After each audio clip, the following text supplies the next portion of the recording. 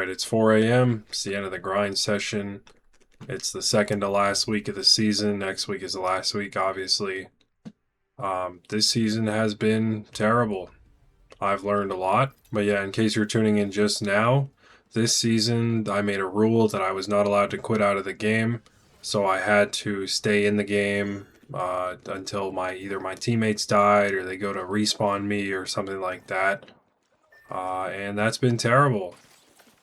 I've learned a lot of interesting things. I've proved some theories that were pretty much baseless. See, I always theorized that it wouldn't go well. It wouldn't like be productive for kill grinding, but all I did was really confirm that this season. I'm gonna try and make a video with like some actual numbers to like back all this stuff up and do a full comparison. Or maybe I won't. I don't know. It depends on how much time I have. But at least we got this video. So one thing I've noticed, and it sounds egotistical, it's just facts. People don't like it when it's just facts, but it is just a fact of the matter is if I die, my team will die within the next 30 seconds 90% of the time. If they do survive and we do get the respawn, which is rare, if they're good, I mean, like, I'm talking like 4K 20 bomb, masters, or pred, shit like that. Even if they do get the respawn, I think out of that 90% of the time we die, maybe that remaining 10%, maybe 1% if I get respawned, we actually win. And that usually has to be with a good team. And then 9 times out of 10 out of that percent, we still die after I get respawned, regardless if it's of a good team. If it's a bad team, nah, we're just getting wrecked as soon as I get respawned. But if it's a good team, like super sweaty players, we get the win like 10% of the time. And people don't really have a concept of this. All that time you're basically just sitting around spectating, you're losing out on gunfights and you're losing out on loot. So you're slowly going cold because you can't, like, you don't have your controller in your hands, like aiming, looking around, like doing all that shit. And you're not picking up loot as you're going. So there's two different factors there pretty much contributing to why you're going to get destroyed as soon as you drop in. And that's not even factoring in the fact that you're dropping in with a gun with no attachments. So if you got killed with a gun with like, if you got killed with like a Mozambique and I don't know, what's a terrible gun this season? They all seem like kind of mid. If you got killed with like a Mozambique and an L-Star, you are going to get absolutely wrecked. So it's basically like a diet 2v3. Like, yeah, you have like a third person, but not really. And if you're respawning 2 people, you might as well forget it. It's not happening unless they're like super bad. But super bad players don't usually push respawns, So yeah, long story short, if I die, game's usually over. And that's not like on some egotistical shit. That's not me trying to act like I carry every game. I'm the reason we win. That's just purely has to do with randoms. I rarely get randoms that are even like near the skill level I'm at.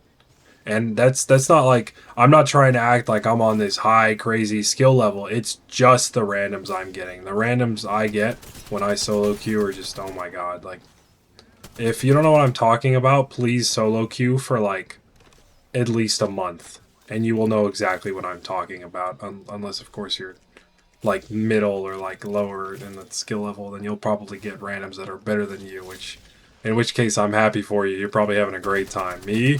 Nah. And like, I don't care. I don't have anything against people who like aren't on the same skill level as I am. I'm happy to play with you guys. It's just the way the skill-based system works is it takes the skill rating of the highest skill player and it puts you into those lobbies. It doesn't matter if you're a level 1 on like a fresh account.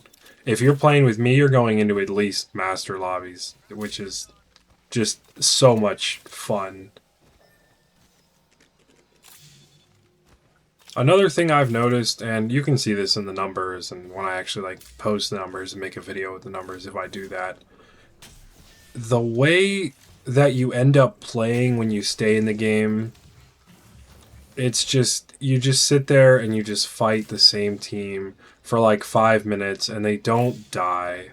And Bloodhound is so bad, I can't push anything, so I need to rely on my teammates to like help me secure kills and help me push up on stuff. And you just end up fighting the same team, and you just do like 1,000, like 1,500 damage to this one team.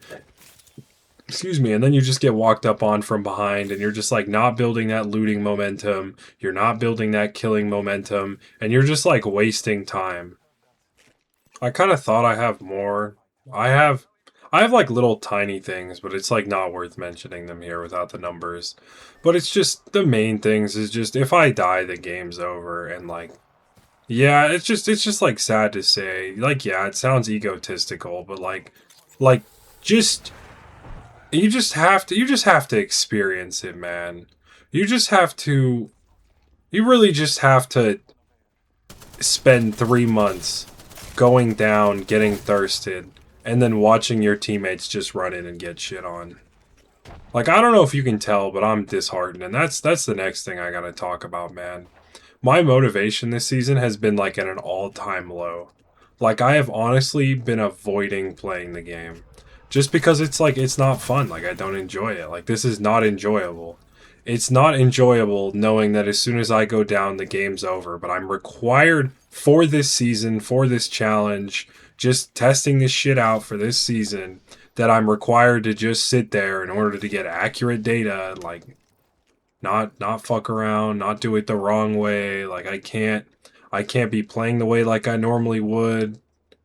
I have to sit there. I have to give my teammates the opportunity to res. I have to either let them res me or die. And then if I do get res, I don't get to heal up, so then I get killed again, and then they die, or I get thirsted, and then they run away, and then they die 2 minutes later. And it's just disheartening, man. It's disheartening. It's boring. It pulls you out of the game. And it's just like getting locked into those fights where I just have to sit there and like keep trying to poke at the team at long range, and just 1,000 damage later and no one's even gotten a fucking thirst or anything. Excuse my language. And it's just my teammates like aren't pushing, aren't helping, are either somewhere else, or they're just outclassed, and it's just like I can't do anything about that. Like my teammates are outclassed. And that's not their fault. That's not a reflection on them. That's not even a reflection on their personal value. They are just in a lobby they're not supposed to be in because the matchmaking doesn't work, and that's a whole nother video. Yeah, it's just getting that like pointless damage, and we don't have damage trackers, and no one cares about damage. It only cares about kills, and that's all. That's a whole different.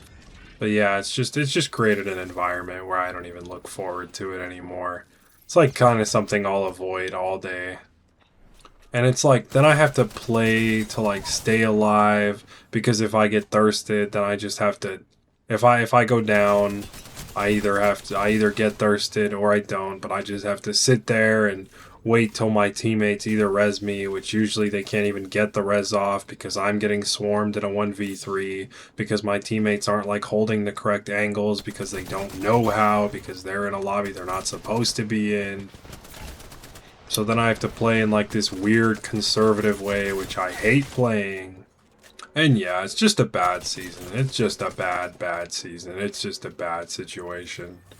And we're about to have next season here.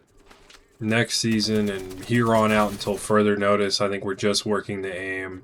I just want to have perfect aim. Like kills don't matter, stats don't matter, all that shit don't matter. I just want to be able to perfectly one clip every single person I see at all ranges and shit like that. So next season, definitely working aim. Season after that, I don't know yet, but next season, all that matters is aim. So we'll probably get some aim clips out there, some aim montages. Hopefully we'll drop some nice gameplays. Or maybe we won't. I don't know. I don't know what to focus on to produce the most content. Like I can focus on dropping gameplays, and this season has been great for like dropping 4Ks, because kind of how this whole thing started was me thinking that, wow, if I'd stayed in that game, I probably would have dropped that 4K. It just like wasn't worth staying. Like it was just too slow. Like the pacing was just too bad, and I just did not want to sit there and poke at that team for 2,000 damage. So now I'm forced to sit there and poke at that team for like 2,000 damage, and it results in these 4Ks. And I think I have either 30 or 40 4Ks this season, which is kind of wild. That's at like the high end. Like, I think I've only had a couple other seasons like that, so that's what happens when you just play like that, I guess. I'm getting 4,000 damage for like 8, 9, 10 kills. Like, what great games, man. Like, I would... Yeah, I'd rather drop the 4K, but I would rather... Well, I don't know, man. If it's between like an 8 kill and 3,800 damage game is like a gut punch. Like, I actually get up and like have to like leave and fucking be sick after that game. But like 16 kills with 3,000 damage is like way less of a gut punch. It still fucking sucks. Like, so close to the 20, so close to the 4K. But getting to like 3,800 damage with like 8 kills, that shit like ruins my whole day for the next hour. Which doesn't make much sense because it's like the next hour. Like, yeah, it ruins my day, but, you know, resilience, bouncing back, not letting the bad shit ruin your whole day, so on and so forth. Thank you for watching. I appreciate you. You're important and valuable. If you feel like nobody else in your life believes that you're valuable, treats you like that, makes you feel like that, well, I know it and I believe it and it's true, so you need to believe it too. Thanks for watching.